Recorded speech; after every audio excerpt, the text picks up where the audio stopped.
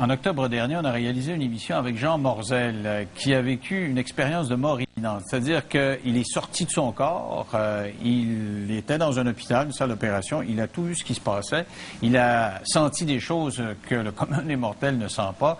Et il est revenu dans son corps, mais avec des souvenirs assez extraordinaires. On avait été précipité par le temps, on n'avait eu que quelques minutes.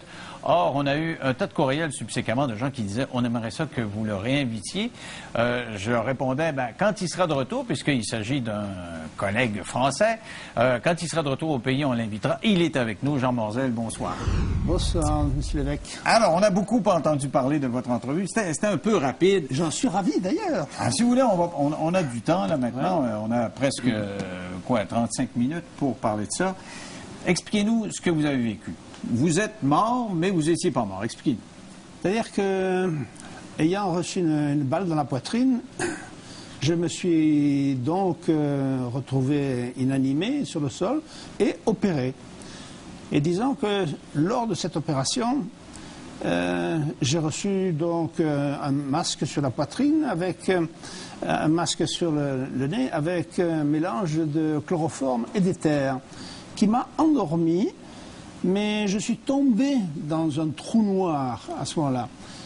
Et si vous voulez, je me suis réveillé quelques instants plus tard, le temps, je ne le sais pas, quelques instants plus tard, en haut de la pièce, en train de regarder une opération qui se déroulait en dessous de moi. Donc c'est à l'hôpital, ça? C'était à l'hôpital. OK. Et c'est en quelle année, ça? 1949. Donc, vous aviez été attaqué par... J'avais 20 ans et je faisais mon service militaire. Et lors d'une manœuvre, il y a eu une mauvaise manipulation d'une arme et j'ai reçu le coup dans la poitrine d'une balle qui était dans le fusil.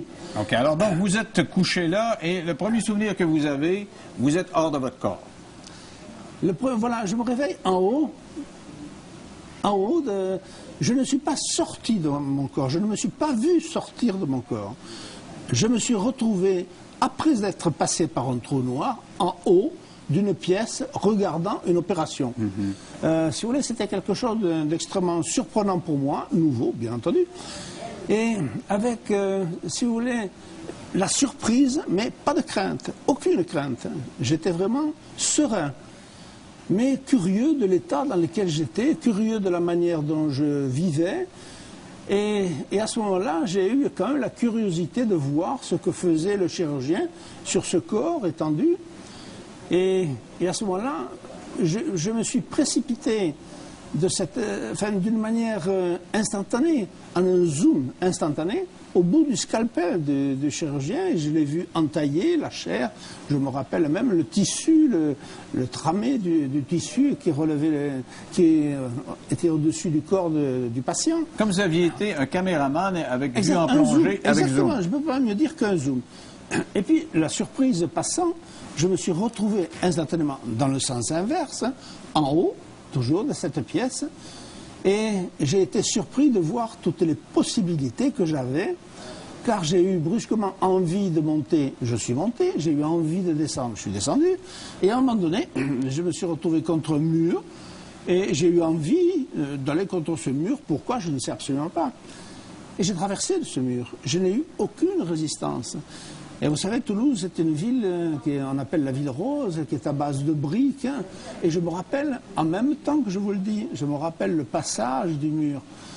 Je vois les galets de Garonne, le mica. Vous voyez à l'intérieur du mur?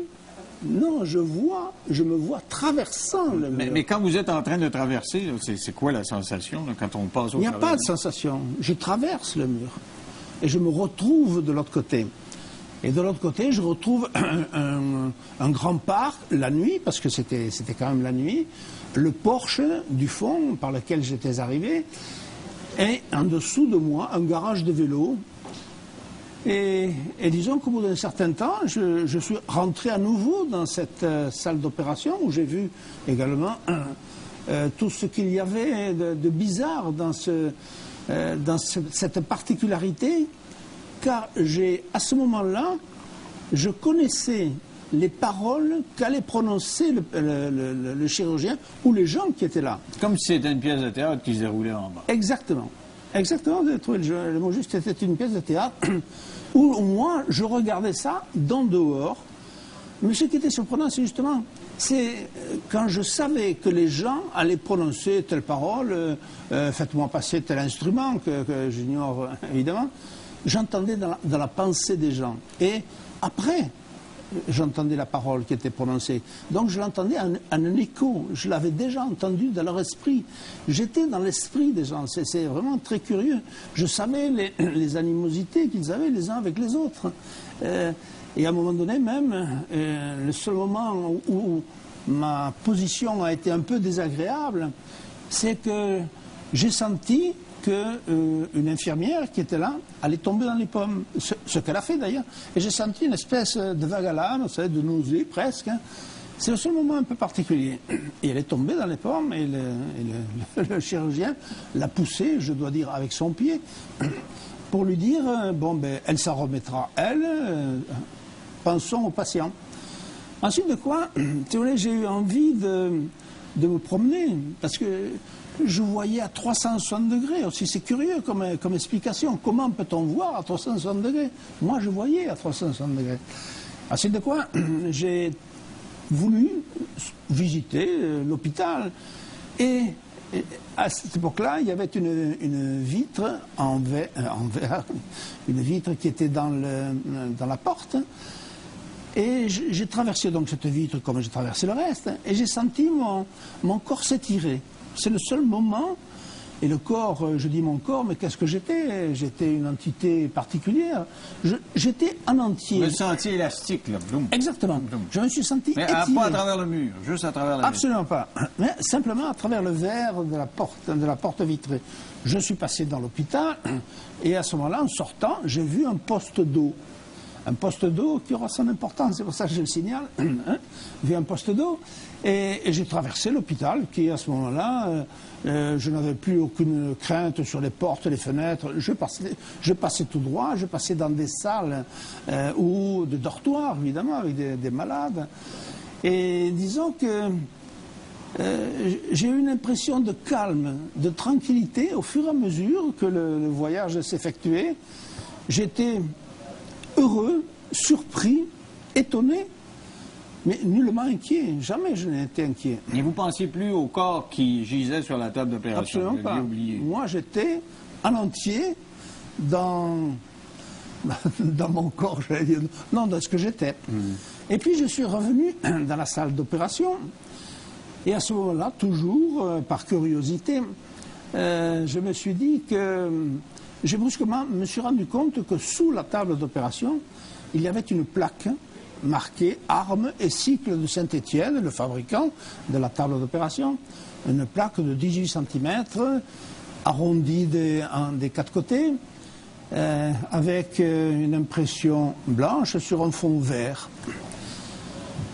Et si vous voulez, en même temps que je vous la raconte, je la vois. Vous la voyez encore très bien. Ah oui, très bien. Je ne sais pas ce que j'ai mangé à midi, je ne sais pas ce que j'ai fait hier, mais cette plaque que je vois en ce moment, elle a 59 ans dans mon esprit, et je la vois encore exactement comme elle est. Mais là, vous avez vu au travers du matelas, au travers de tout ça? Eh oui, je l'ai vu. Et alors, ensuite de quoi, si vous voulez, je me suis retrouvé donc au-dessus de ce corps qu'on opérait, car ça a toujours été une dissociation totale. Mon esprit était ailleurs et il y avait un corps là au-dessus sur lequel je suis passé. Et j'ai eu envie d'aller au bout de ce corps. Pour quelle raison? Je ne sais pas, j'ai été attiré. Et une fois que j'ai été attiré, je suis passé au-dessus des pieds de l'individu. Je suis redescendu et je suis monté dans un... d'aucuns diront que c'est un tunnel, mais enfin moi c'était plutôt grumeleux, nuageux. Et je suis monté. Et je suis monté dans ce tunnel. Est-ce qu'il y avait de la lumière dans le tunnel? Parce qu'on nous parle souvent de lumière. Non, pointe encore. Ah. Pointe encore. Il y avait donc simplement la seule chose un peu particulière, c'est qu'il y avait une espèce de voile bleu, comme s'il était agité par une espèce de courant d'air au-dessus. Et ensuite de quoi, je suis sorti de ce tunnel après quelques instants, en montant. Et je me suis retrouvé dans un espace noir. Je dis espace parce qu'il n'y avait aucune limite. Tout était noir. Et de noir profond, de noir vraiment, vraiment noir. C'est curieux parce qu'on nous parle toujours de lumière puis des anges qui chantent des cantiques. Ou je sais pas vous quoi. m'avez demandé le détail, je vous le fournis. OK, alors vous êtes dans un trou noir. Je suis, non, dans un espace noir. OK. Tout était noir. Et disons que, brusquement, au fond, comme souvent, vous savez, en hiver, lorsqu'il fait très noir, le matin au réveil, on voit une lueur qui lors du lever du soleil. Et cette lueur, c'était exactement ce qui s'est passé. J'ai vu une lueur, et cette lueur s'est transformée au fur et à mesure, et s'est approchée de moi. Et en même temps, elle est venue vers moi, et disons, elle s'est transformée. Et elle s'est transformée en une lumière, mais une lumière d'une puissance inouïe, beaucoup plus importante que les spots que j'ai tout autour de moi, plus forte qu'un flash de photographe. Est-ce que vous sentiez de la chaleur ou c'était juste la nuit? Ah. Non, pas encore. Et elle n'éblouissait pas. Elle avait une puissance énorme, mais elle n'éblouissait pas. Et disons que je vais vous dire des choses qui vont absolument vous paraître étonnantes, me disant que je fais... Jusqu'à maintenant, c'est très étonnant. Là. Ça va bien, ça va bien. Si vous voulez m'étonner encore, on est bien parti. À côté de ce qui va arriver. Car cette lumière m'a entouré. Et elle m'a entouré... Et cette lumière était pleine d'amour. Comment voulez-vous que je vous explique qu'une lumière était pleine d'amour? Il n'y a pas de mots pour dire ça. Et pourtant, si vous voulez, il y a eu un échange télépathique. Hein. Elle m'a parlé, cette lumière, évidemment. Ce n'était pas des mots, mais c'était des sentiments, c'était des sensations. Il y avait une osmose entre cette lumière et moi. Et surtout, cette lumière m'aimait. J'étais aimé par une lumière fabuleuse, exceptionnelle. Mais quand vous dites aimer, vous voulez dire... Qu'est-ce que vous voulez dire? Parce qu'aimer, ça veut dire bien des choses. Je ne peux pas dire ce que c'était, mais il y avait une osmose. J'étais à l'intérieur. Je ne suis pas rentré dans cette lumière parce que c'est le grand grief que je reproche dans mon expérience. C'est que quand je raconte cette histoire à mes expérienceurs qui ont vécu également les NDE, parce que je ne suis pas seul, heureusement, à avoir vécu ça. Mais je ne peux pas dire autre chose que c'était un amour, mais pas un amour humain, c'était pas un amour comme on aime une femme ou on aime sa femme, ou quand on est amoureux, c'était 1000 fois plus grand, c'était énorme, c'était colossal. Et auprès de cette lumière aussi, j'ai appris tout, je connaissais tout, je savais tout, j'avais la science infuse. Et chose curieuse, si vous voulez, j'étais dans un état d'euphorie, mais incommensurable. Il était bien. J'étais merveilleusement bien. Mais comment vous faites pour savoir que vous saviez tout? Parce que comment on fait pour le savoir? Parce que sur le moment... Vous n'aviez pas d'examen de maths. C'est comment qu'on fait pour l'évaluer? Absolument pas, je n'avais aucun examen. Mais j'ai su que je savais. Alors, si vous voulez, on fait une petite pause. Ouais. Persuadé que les gens vont rester pour voir comment vous êtes revenu de tout ça. Ça va être tellement le fun qu'on dit pourquoi revient-on? On en parle en 3 minutes.